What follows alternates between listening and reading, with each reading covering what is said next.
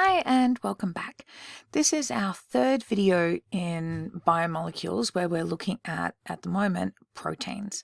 So we've looked at how proteins are synthesized from the condensation reaction to form polymers, polypeptides of amino acids, and how the arrangement of the hydrogen bonding and intermolecular forces within both the peptide backbone and then the side chains gives rise to their overall three-dimensional shape. With that, we mentioned that proteins can have different roles. They can be structural, or they can take on different roles within our body. This video is going to look at enzymes in particular, which are active proteins within our body which carry out catalytic functions, primarily in the digestion of food and other processes. So as I said, enzymes tend to be important in digestion, which we'll talk about more later on in this unit, but it is critical when we start to think about them. So the digestion of food or the digestion of compounds refers to chemical processes occurring within the cell or the organism that break down things. So overall, this process is referred to as our metabolism.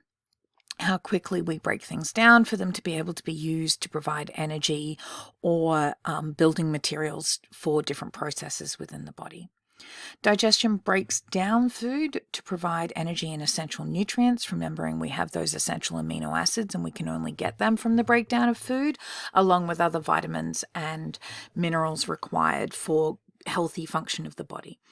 All of these are done via digestion, and digestion is essentially the opposite process of synthesis. We're looking at hydrolysis reactions. Primarily with the digestion of proteins, this occurs in a number of stages through our body.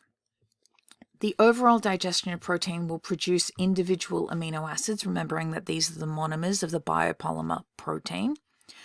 And then these are used by the body to synthesize new enzymes and other essential proteins. Okay, so we take in proteins from other sources, animals and plants, we break them down into the component amino acids, and then those amino acids are used to synthesize the proteins and enzymes required for our body to operate in a healthy way. Proteins are initially broken into polypeptides, so the large protein chains are broken into smaller polypeptide chains by an enzyme called pepsin, which occurs in the stomach, and then these shorter polypeptides are broken down in the small intestine. All digestion starts with mechanical digestion in the mouth, which is essentially increasing surface area. Okay, so this increases the surface area of the food or the substance to be digested. It's then swallowed, where we have action of the stomach, which is acidic. So enzymes have particular pHs under which they operate. Pepsin in the stomach will break these large polypeptides down into smaller peptide units, and the enzymes are denatured and hydrolyzed, so they are starting to be broken down. Once we reach the small intestine, the food is moving through the small intestine. Other enzymes such as trypsin, chymotrypsin, aminopeptidase, carboxypeptidase, these break down these polypeptide units into small peptides and individual amino acids. They are then absorbed through the intestinal lining into the bloodstream, where they can go to cells to be used. So you can see that digestion is a multi-step process. At each step along the way, we are having hydrolysis of the amide bonds, okay, to give us smaller polypeptides or individual amino acids. There are different enzymes that are involved in these processes because specific enzymes have very specific roles. Let's look at enzymes as catalysts. Enzymes function, okay, they are a protein with a particular function. In this case, all enzymes that we are looking at are biological catalysts. So this links back to our idea of kinetics and increasing the rate of reaction. So enzymes are there to increase the rate of reaction, a very specific reaction because enzymes have a specific three-dimensional shape that arises from the tertiary structure. And with this, they are exactly the same as catalysts that we've talked about previously in that they provide an alternative pathway with a lower activation energy. So we can see here on this energy profile that we have the red line showing the reaction pathway without enzymes, and then the lower activation energy here with the enzyme. Remembering that the energy of the reactants and the products doesn't change. All we are doing is lowering the activation energy requirement for this reaction to go, meaning there will be a greater proportion of molecules within the given time period that will undergo a successful collision, okay, because the enzyme is going to facilitate that successful reaction. So the catalytic enzyme of the activity is always dependent on its tertiary structure, remembering that tertiary structure comes from the interactions of the polypeptide side chains from the individual amino acids, and if we disrupt that structure, we disrupt its enzyme activity. If we compare these to the inorganic catalysts that we've seen before, this maybe being the nickel catalyst that we saw for the hydrogenation of an alkene to an alkane, or even acid catalysts for the condensation reaction to form an ester, there are similarities and differences. Inorganic catalysts we know that are only needed in relatively small amounts. They are not used up. They're not part of the reaction. They are regenerated through the process of the mechanism. So enzymes aren't used up, neither are normal catalysts. They're not changed. They're regenerated. They don't alter the position of the equilibrium. They only alter how quickly we get there. And of course, they provide an alternative reaction pathway with a lower activation energy. Remembering that this means that the activation energy of both the forward and the reverse reaction is reduced, which is why they don't alter the equilibrium position. So these are the ways that they are similar, but we also have a number of ways in which they are different.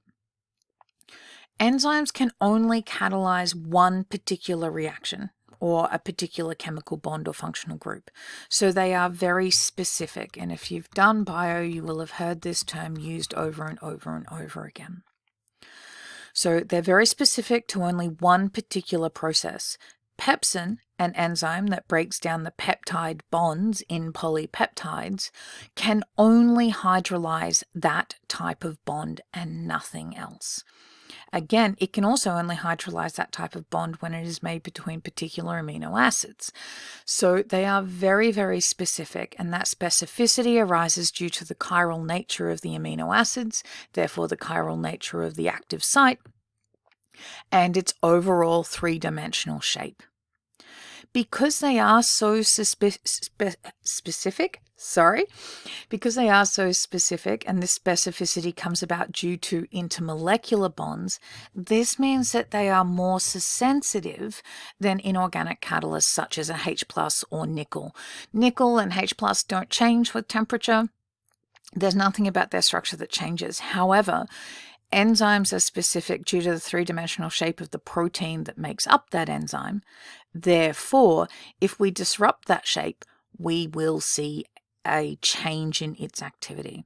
This means they are far more sensitive, and that changes in the reaction conditions such as temperature and pH can have a drastic effect on the way in which the enzyme works, or even completely it loses activity. You will have heard me use the term active site, and the active site is the part of the protein where the reaction occurs. Enzymes are globular proteins, so they're not the fibrous proteins we see associated with structure. They are globular proteins that have a unique three-dimensional shape. This shape, the way it folds, will generally form a cavity within the enzyme or a region of the enzyme we call the active site. This is flexible, and it's usually a hole or cavity in the molecule where something can bind in. During the reaction, the reactants, otherwise known as the substrate, lock into or bond with the enzyme in the active site, and that is where the reaction takes place. There are two models of how the substrate will bind into the enzyme. Okay, so the substrate is going to be the reactants that bind into the active site of the enzyme. And there are two models under which this binding can occur. One is the lock and key model. This one is simply that the substrate forms the key that goes in perfectly to the enzyme active site, which is the lock. So a substrate that only fits that particular shape and bonding requirement is specific to an enzyme active site. So the substrate is the lock and the substrate is the key and the enzyme is the lock, and they fit perfectly into each other as we see here. Okay, so this being that the substrate will fit perfectly in. There's only one substrate for that enzyme.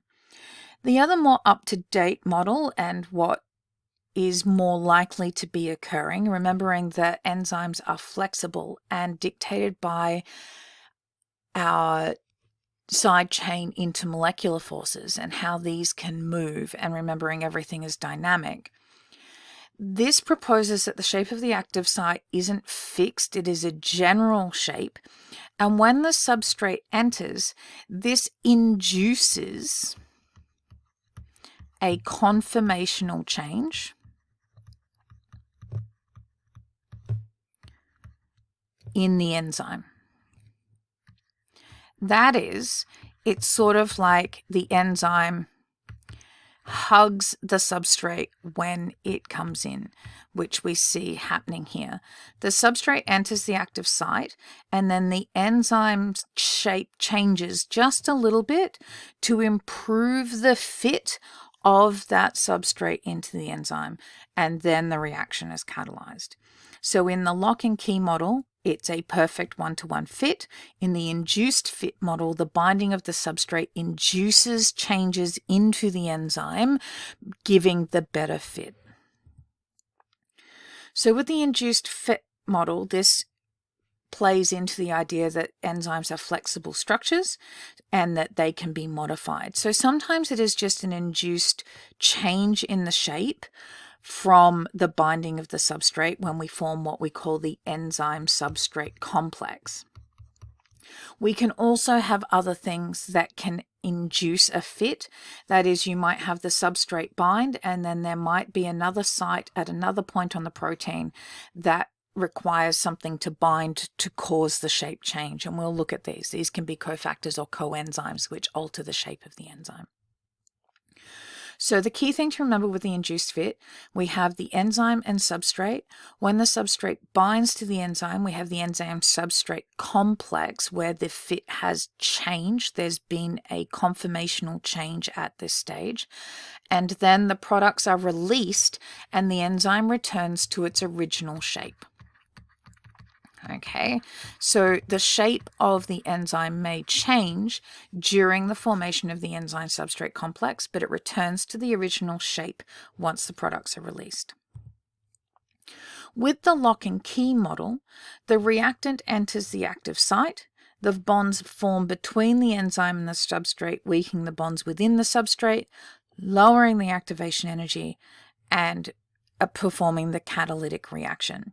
Again, we have a enzyme substrate complex, but with lock and key, we don't have a conformational induced change. We only see that with induced fit. Once the enzyme has catalyzed the reaction, the products are released, and the enzyme again is now free to catalyze the same reaction again. The enzyme is regenerated. It's not used up in the process. When we talk about the weakening of bonds on the binding into an enzyme, when we form the enzyme substrate complex, there are a number of interactions remembering that the side chains of the polypeptide chain that form the enzyme are sticking out within the active site. So we might have NH groups or hydrophobic groups, things that can form hydrogen bonds, ion dipoles. All the things that stabilize our tertiary structures can stabilize the binding of the substrate into the enzyme. Okay, this stabilization can cause strain across particular bonds, facilitating the catalysis of whatever the reaction is. It is important to remember when we're talking about enzymes, the optical isomers will affect how things bind into the active site. Amino acids are chiral. Therefore, they have enantiomers. We have only one isomer of the amino acids, which is typically biologically active. Remember that enantiomers will differ in the way they interact with plain polarized light or other chiral molecules. So if all our enzymes and our active sites are chiral, the substrates that they bind will also be chiral, and therefore some will fit. They can have the correct three-dimensional arrangement. Okay, so if they do, if everything matches up, they will bond and elicit the desired response. But the other enantiomer, remembering here that this one is, we can see it's the reflection. We've got it reflected across the plane here. This now will not bond into the enzyme. It won't match up exactly right, so it won't elicit the same effect. It may elicit no effect at all or a different undesired effect. Typically, only one enantiomer will be biologically active or give the desired response. We see this with things like ibuprofen, Nurofen. It is a chiral drug molecule.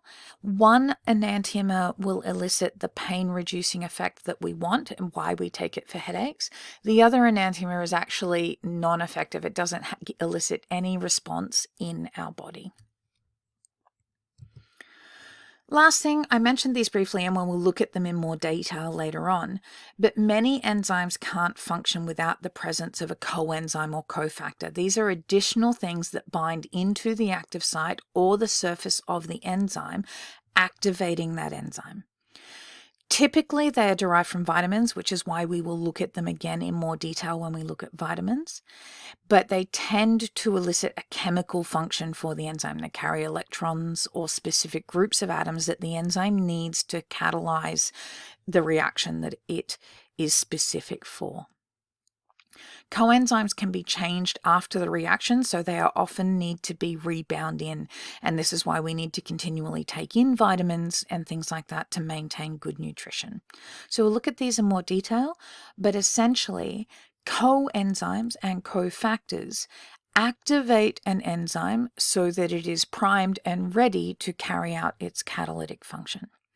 So that's our introduction to enzymes. Next up, we will look at the things that affect enzyme reactivity and how we can alter that and the changes that give rise to losing enzyme activity completely.